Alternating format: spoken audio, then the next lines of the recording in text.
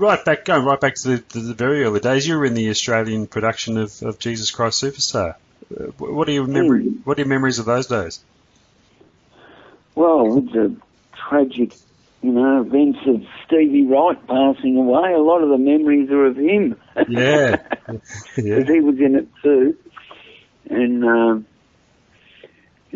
we used to have great sing-alongs in the band room, well, in the dressing rooms, at the theatres and that, because all of us chorus were in one big room, and Stevie used to sing his Ray Charles songs, and I'd sing Beatles songs, and it was really good fun. We were very close.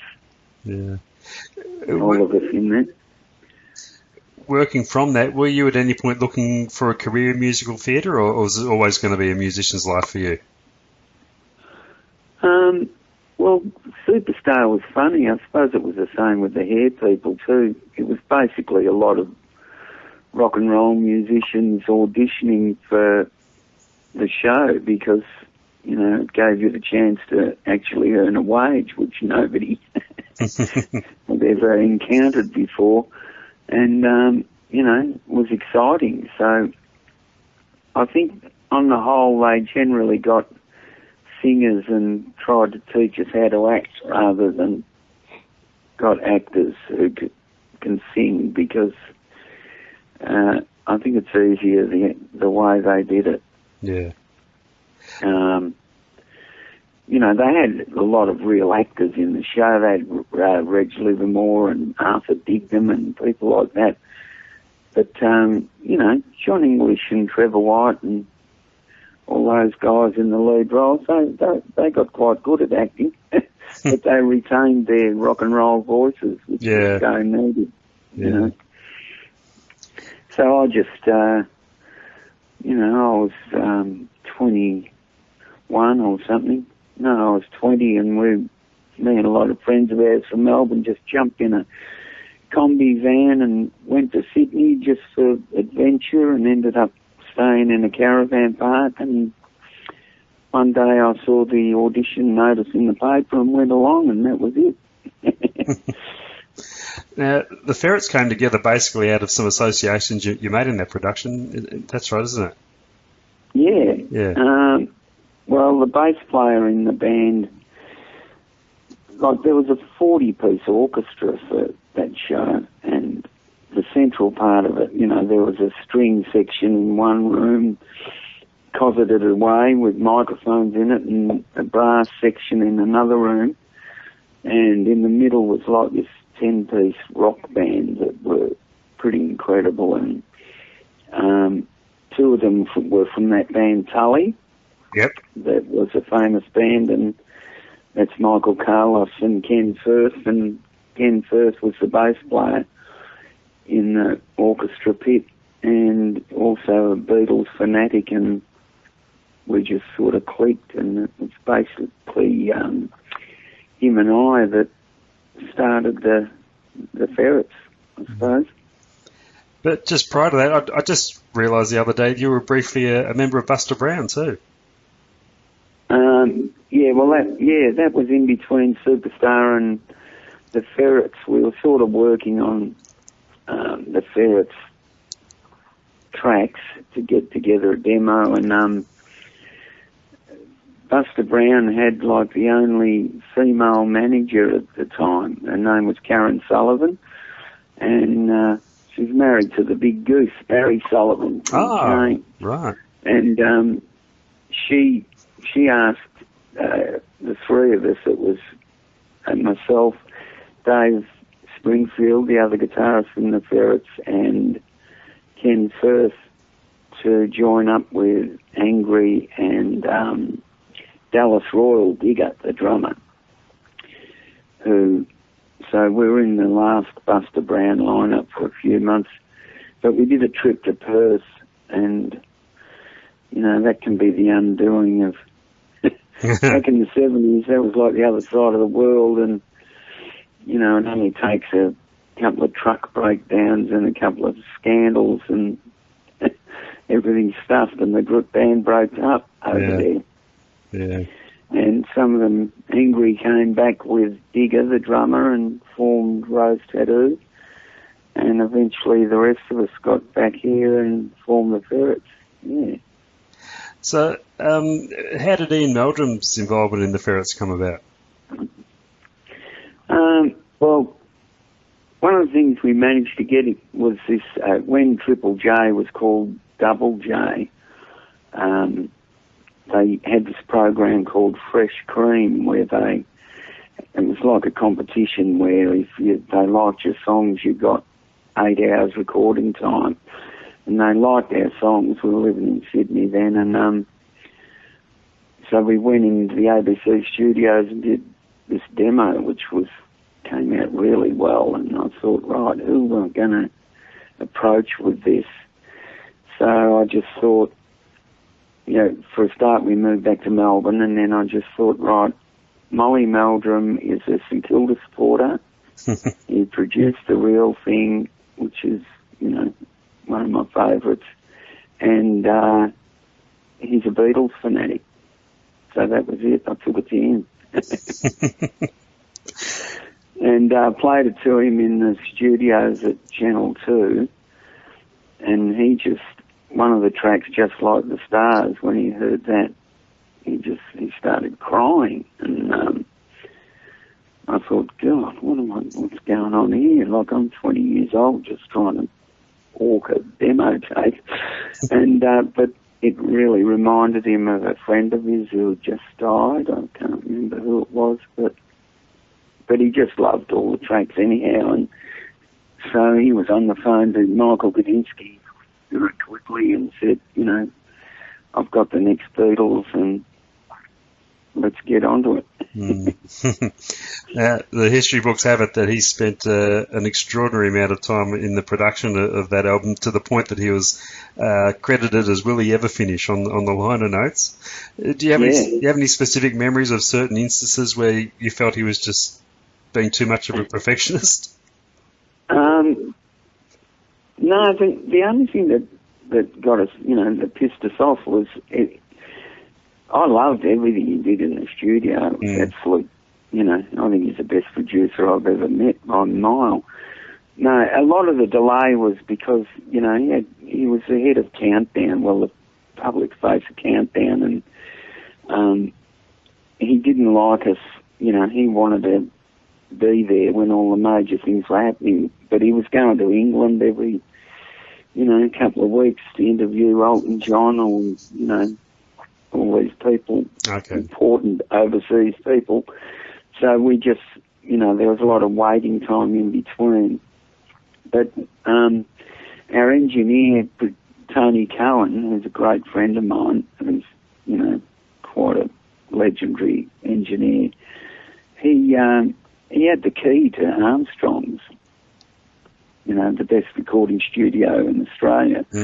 And we just used to sneak in every night at 12 o'clock when everybody had finished and, have fun overdubbing and that sort of stuff. And Molly would get back from overseas and we'd go, this is what we've done while you're away, and he'd have a listen and keep some bits and chuck out others, and he never said, how did you get in? But, look, I loved everything he did. He's got a way of mixing a song. He'll just say, right, pull everything down, bring up the maracas, bring in the bass now. He taught me how to build a mix, by bringing in something new every verse or chorus he was fantastic. He'd have us running up and down the halls at Armstrong's to get a believable sound effect of people running and things like that. And he'd also do things like bring back Bobby Keys and Nicky Hopkins from the Joe Cocker concert. They played on a couple of tracks. That's right. I was listening to the album the other day. It still sounds great. It hasn't dated one bit. No, I reckon it sounds good too. I'm really pleased with that one. A lot of my songs Ken Ferrets, a bass player, he wrote Don't Fall in Love. I didn't write that one, and but a lot of my songs I'd written with an old school friend, Martin Falls, and we were more the sort of Beatley, the big production choir and orchestra songs on that record. There's 2 or 3 of them that went for like 6 minutes each. That was more what I was into as far as songwriting goes at the time. So I'm really glad I've got a good recording of, with the Melbourne Symphony Orchestra and the National Blues Choir, and it's sort of like, if it wasn't Molly, then you'd have no hope. Imagine some scrawny bloody musician walking in and saying, I want 40 string players here. You get laughed at. But Michael Gudinski's always been great like that, giving local people a go. It's really good. There was even a big delay with the cover art of the album too. I have a friend who never traded his in for the proper cover art. He's still got the plain one. Yeah, what happened there? That was Ian again. That was Molly again. He didn't like that. When he's involved with something, he was our manager, our producer, our bloody everything, because he has to control. Well, he had to control everything with us, and that was all right. We were great friends by then, but so he didn't like the record cover photo, and he said we're going to have to do it again, and da-da-da, and Gudinski's screaming down the phone, it's supposed to be released on Monday, what are we going to put it out in? And Molly said, put it out in a brown paper bag and with a note saying you can get the real cover, But that sounds ridiculous now. It does, yeah. Then it just sounded completely logical. Yes. Go with the brown paper bag. Yeah. Yeah. Yeah. Did the success? So I've got one of each. Oh, I've have you? got the one. Yeah. It's just a plain white record, cover, and it's just got stenciled on it. Dreams of Love, the Ferrets, and down the bottom, please come back in 6 weeks to get your actual record cover. Yeah. It was great. With the success of that album and single, were you a bit on a hiding to nothing with the second album, just to follow that up? Yeah, it was sort of, we contributed a lot to the fact that the band didn't last long after that because, I didn't handle all that. There's grog everywhere and, different drugs and things like that. So, mainly the grog for me, I didn't handle it very well. And, you can easily get sort of chewed up and tossed out, but we didn't. When that second album came around, that was at the new Richmond Recorders, as it was then, studio. And, we insisted on having a song about legalising marijuana and things like that on it. So, we're a bit rebellious. Mm. And I remember Michael and Molly came, it's Michael Gudinski and Molly came in to listen to the final mixes because Molly had sort of washed his hands of it a bit by then. And as soon as I got the chorus of a song called The Man in the Moon, which is, we want it legalised. We want it decriminalised about pot. Michael's jaw just dropped. And even then I thought, right, I don't think there's going to be a lot of promotion for this record. But that's the way it goes, Yeah. How do you look back on the Spaniards now? That was a band, we had 2 notable front guys with both you and Mick Pearling. Did you have great hopes for that band? Oh, yeah. So that was, there's this fantastic manager called Wayne DeGrucci, and he's a lovely guy, and he managed the Zoot, the pink suit. I think it was his idea to go pink and all that. And he also managed JPY, among other people. And, you know, he carefully managed John Paul Young and turned him into, you know, John Paul Young's just a lovable Aussie bloke who loves fishing. Did I say, yeah, JPY, yeah, that's right. Yeah.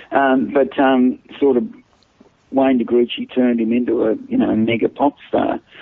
So anyhow, in 1983, he had this idea of getting Mick Peeling and me together as a sort of, I suppose, as a sort of Hall of Notes thing, really. Mm. You know, the dark-haired, rebellious sort of one, and the blonde-haired, good-looking, really good singing other one. And that was how, you know, that was how we sort of approached it. We did mainly songs that I'd written at the start, but as time went on, the other guys wrote more songs. But yeah, it was a really good band. We were sort of kept going by the Prospect Hill Hotel. Do you remember that pub? Yeah. Well, we just did it every Saturday night for a year or two. We'd sell it out, like 500 or 600 people. And that was where, you know, that's virtually our Spaniards fan base. And so that kept you going, you know. You could do the other 3 or 4 gigs to promote your records and that, even if you're not making much money on them. I think the Prospect Hill kept us afloat. It was amazing stage and pub, that. It was really good. There was a big pylon in the middle of the, you know, just out from the middle of the stage, and sometimes I'd go over to walk over to Mick's side of the stage. It was like a different audience over there because the pylon sort of separated. Yeah. Weird. Yeah. You also spent a bit of time over the years working in music for television and advertising. Tell us a bit about your involvement there. Yeah. Well, I suppose my life is sort of,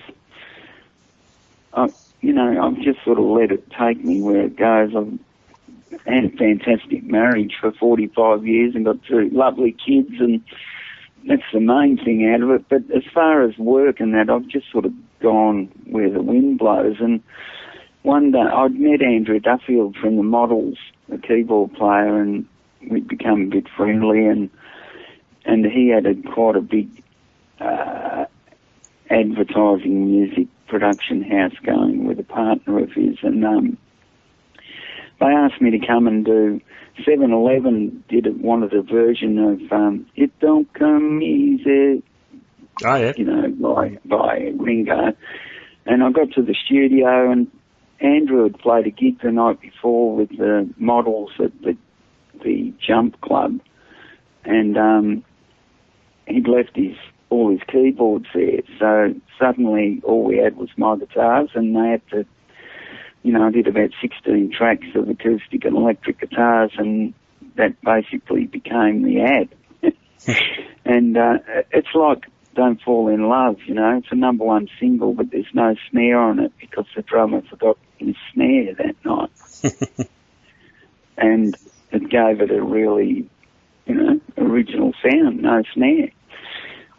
But we just went ahead and did it. And it's the same with that ad. So all the keyboards were gone. Right, we'll do it with guitars only, and it went really well. So I started working for them and ended up working full-time there, and I started just playing sessions and singing sessions, but ended up co-producing the second series of Round the Twist with Andrew, because we did those series. Andrew wrote the music, and I co-produced them with him, that second series, and in between, like, millions of ads for Ford and Sony and McDonald's and stuff like that. But as the years went on, when it got into the 90s and Pro Tools came around, you're aware of Pro Tools, obviously. Yep. They always had Pro Tools, and I became really interested in it. And in the end, I was doing hardly any playing or singing, but I was like another digital engineer on Pro Tools, and things like sound effects, and which I'd put into time or into change the pitch to make a music or things like that. I got right into that for a few years as well. But I was still doing gigs, and started my solo career with the Yarraville CD in '93. Yep. And also had a 12-year residency at the Clifton Hill Hotel, mainly with Mick Peeling. So the gigs were still happening. I've always managed to keep working pretty hard. You just don't make a lot of money in this game. That's the hard part. Yeah. Yeah. Well, let's talk about Australia, this new record. Yeah. I believe it was initially meant for release back in 2000.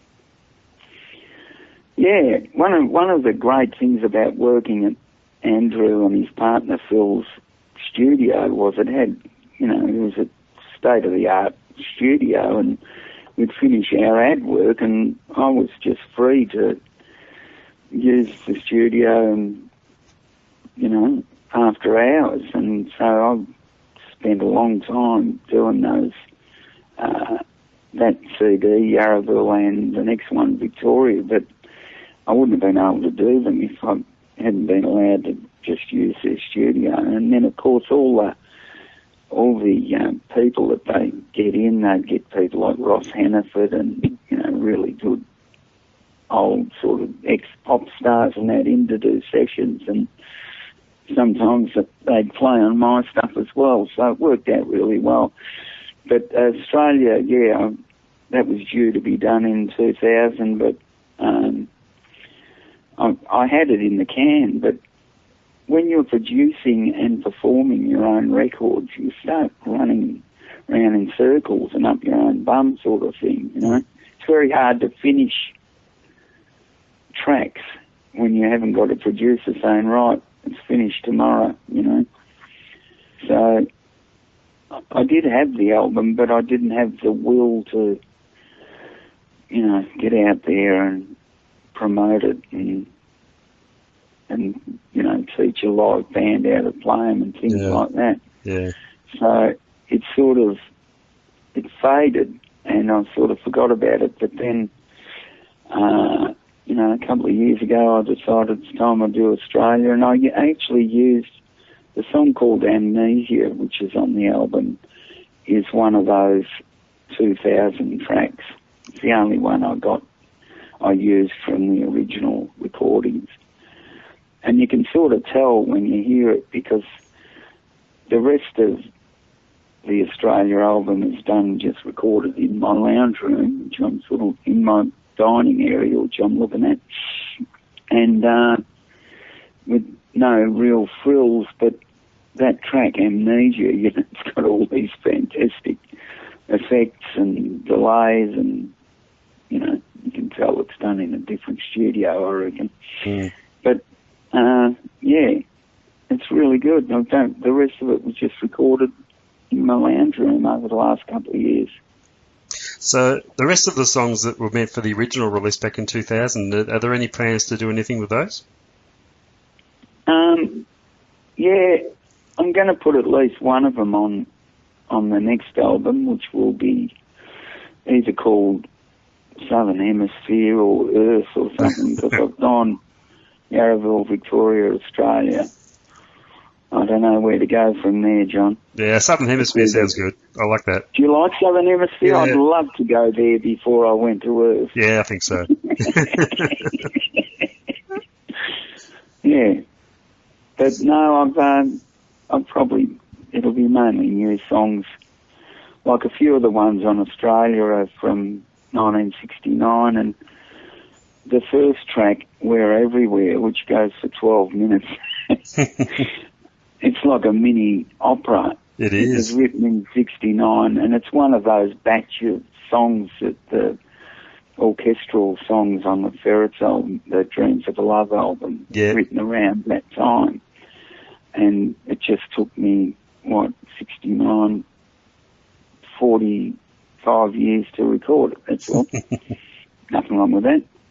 No, so you luckily, back in '69, I wrote them all out, and like in my piano still is the 150 songs on manuscript that I wrote back then. So it's not like, I'm 60 years old now and trying to think, God, what was the chorus in that song? I've got them all written out, so it's quite easy to go and record them again. But, they stand up really well. Yeah, absolutely. I'm quite surprised that you wrote it way back then. It sounds like something that could have been written last week.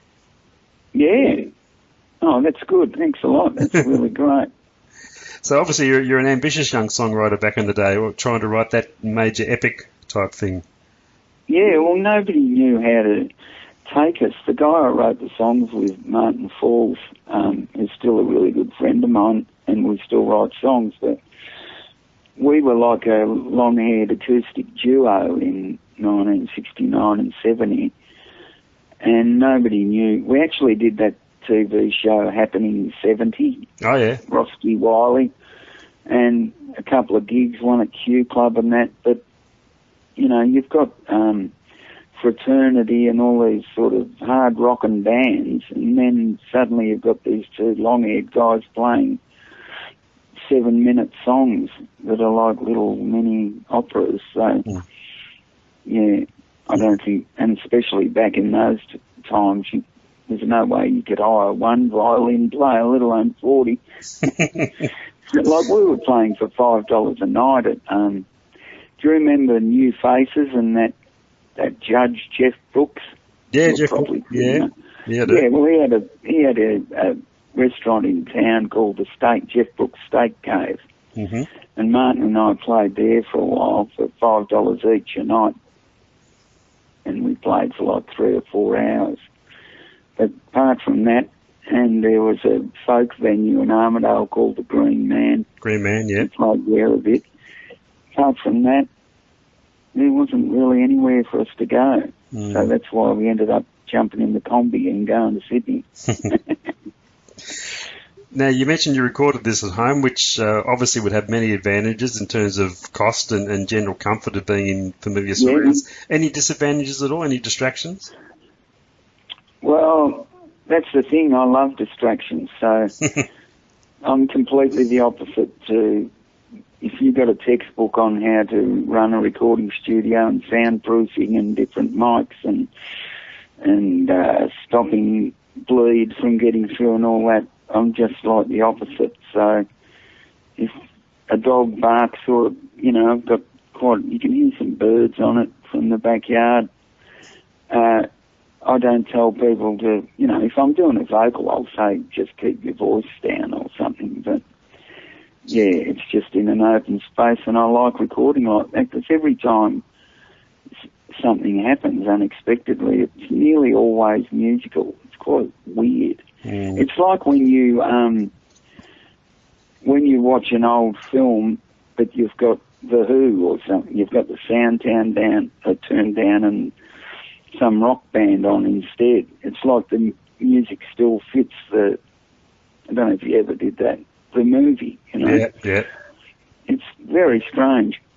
It sort of opens up possibilities which my brain can't handle. Like maybe everything is a good song, even the clock ticking. Yeah. So no, the one thing I did have is all the people who played on it, brilliant quality musicians. So. I do have a band that plays quite a bit, and it's myself, my son Eddie, it's Bill McDonald, the bass player, who plays with Paul Kelly now, but with Frente and lots of other stuff, and John Annis, my drummer, who came over yesterday for his 61st birthday, and I bought him a bottle of scotch, actually. He's, a legendary drummer from Kevin Borich days, and used to play with Renee and all that. So, I'm not saying that anybody can just turn on Pro Tools in the middle of a lounge room and record all their friends and all sound great. You've got to have real good quality raw materials. But yeah, I just use the same mic. I heard once that Bono from U2 has only ever used a SM58 microphone, which is the typical rock and roll microphone you'll see at every gig in every venue, you know. Yeah. And so that's all I use. I just go to our live gig bag and pull out an old SM58 and off we go. It must be a real buzz for you having your son making music with you. It's absolutely brilliant. Yeah. He's really good. He's got his own band going as well, but yeah, he's fantastic. And it's good to be able to teach him some shortcuts, you know. He's got like, in the rest of the band, he's got like 180 years of experience or something. It's quite funny, really. Yeah. Yeah. And I do a lot of work with Rebecca Barnard now. Yep. And she features prominently on the album, and yeah, it's looking pretty good, actually. It's looking good. One of the standout songs to me is Footscray. It conjures up great images of inner suburban Melbourne. And I guess as an Australian songwriter, does it gladden your heart to see local writers writing about local places? Oh, yeah, yeah. Like, there was a bad part in the 70s when even really good bands used to just write songs about American places, you know. I love Brian Catt and Axiom and that, but remember that song Laying on Arkansas Grass? Yeah, yeah. And it's a long, long way to Pasadena, and, you know, so it's great to hear Australian songs. Like, we moved into Yarraville in 1989, and it was in that year that I was sitting in the backyard, which I'm looking at right now, with a guy called Gary Adams, who was a neighbour, and he's the lead singer of the Clip Clop Club, and he's sort of been around the scene for a long time. And we just sat out there, and he wrote the words, and I had the guitar. So we put together Footscray back then. That's why it's got a verse that starts, Bill Miller is having a beer with his mates, even though I gave up drinking in 1990. So it's like a historical context or something. But it was never played, that song, John. It never got played until, I mean, the Clip Clop Club played at their gigs, or they used to, but it was never recorded properly, so it was the last song I recorded. You know, it was like the day or two before I was sending it off to be mastered, and I thought, bugger it, I'll just whack down a quick version of Footscray myself. So it's very sparse. It's basically just me and the acoustic. But and I've got my daughter to thank, because the vocal I'd put on it originally was too jokey and laughing and raucous. Okay. And my daughter came home and said, "Oh, Bella, I've just done Footscray. I'm going to put it on the CD." And she had a listen, and she said, "No, it's not right." And I said, "What do you mean?" She said, "Me and my friends love that song, and to us it's a really poignant, sad sort of song, or, you know, parts of it is, and you've just made it too jokey and that in that vocal." And I said, "Well, thanks very much, dear." And I went back and I did the more subdued vocal that's there now, and it does suit it a lot better, you know. Yeah. It's got a great history in it, that song. Yeah. And in fact, it seems to be the one that's got the most recognition, because I'm doing a photo shoot with the local papers next week, and they're doing an article on that song. Oh, brilliant. Yeah, so it'd be great if it became part of Footscray somehow. Yeah, the town song. Yeah. Tell us about writing with Paul Kelly. I believe it all came out of a mutual love of cricket. Yeah, amazing. Like, I've sort of, we knew each other a bit back in the 70s, and then I didn't see him for a long time, but then a few years ago we met up again, and we're just test cricket fanatics, and we started having our sessions just, like, you cannot speak, you're not allowed to speak when we're watching test cricket, you know. It's total attention. but we were watching the tests in South Africa when we were over there 2, maybe 3 years ago now, and there was a rain delay, and I just picked up an acoustic, and Paul picked up one as well, and by the end of the night we had 3 songs, and one of them was Don't Let a Good Thing Go, which is on the album, and it was just so spontaneous and natural that we've sort of formed, it's pretty easy for us just to, we've got about 10 or 12 songs now. Oh, wow. Over the last couple of years. Like, I've thought many times, if someone had have said, right, you're going over to Paul's and you're going to write a song with him, you'd probably be freaking out or thinking, God, how am I going to approach this and that? But because it happened so spontaneously, and because he's like us, we're sort of 70s jamming musicians, where back then, you know, there's a guitar everywhere and people are always playing and jamming with each other, you know. He's from that era as well, and so it was a really spontaneous and comfortable way to do it. So because that's like the template, then you don't have to worry about that, and you just enjoy writing new songs now. So yeah, it's really great writing songs with him. Now, you've got a show coming up in a few weeks at the Caravan. I believe there'll be some guests involved that were involved in the album on that show. Is it too early to confirm who'll be there that day? No, Paul Kelly will be performing again. James Black and the rest of my band, Rebecca Barnard, and the girl Zanny Kolak that is on violin. She's amazing. So, yeah, it's going to be exactly the same as the CD launch, but the CD launch was just 8 songs, just the album, or 9 songs. But this time, the album will be the first set, and the second set is going to be like all Ferrets, Spaniards sort of classic songs as well. Oh, brilliant. So it's going to be a huge fantastic undertaking. Yeah. The Caravan's become something of almost a home ground venue for you, hasn't it? You spend quite a bit of time there. If it wasn't for Caravan, I'd probably be, picking up rubbish in the parks. I don't know.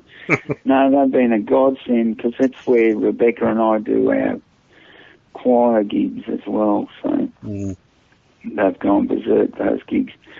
But, the Caravan, plus it sounds so great. It's a beautiful old stage. It's got velvet curtains.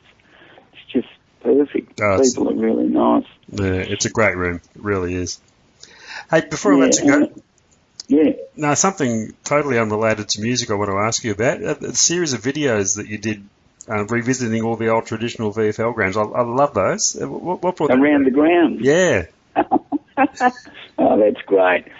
I've got this friend from Sydney who is a mad St Kilda supporter, but he lives in Sydney, and he used to come down and visit, and he does sort of video documentaries to save, whales and birds up in New South Wales in his spare time, and he brought his camera, and I said, and the first one we did was the Western Oval at Footscray, and that was a good idea, and I said, look, next time you come down, let's do the other 11 grounds.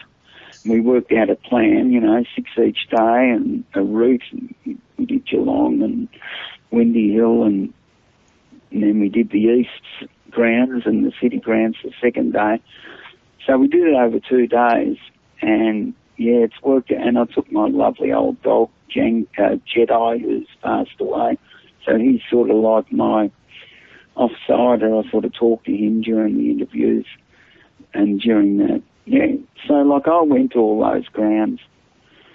I went every week when I was a kid. I was a complete fanatic. So, you realise living in Paran, it was so easy. You just get on the train that went through the city. You get off at Essendon, you're at Windy Hill, or, it was like a ritual. And those grounds were fantastic.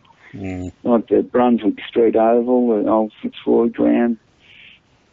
All of them, yeah. So I'm glad to get that down. And I've actually done some interviews with radio in Sydney about that. It's sort of popping up everywhere. They're a treat to watch. They really are. Oh, great. Thanks, John. And just before I let you go, what's in the books for the rest of 2016? Well, first of all, I should say that the only place you could get the Australia CD is Basement Discs in the city. Okay. And that's been selling really well there.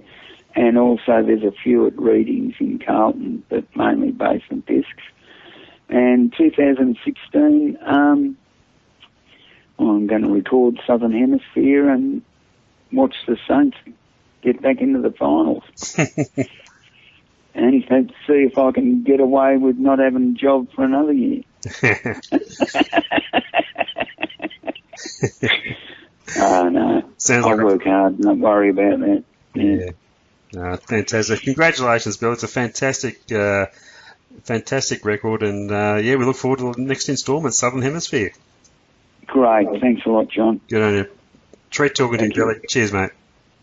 See you, mate. Bye.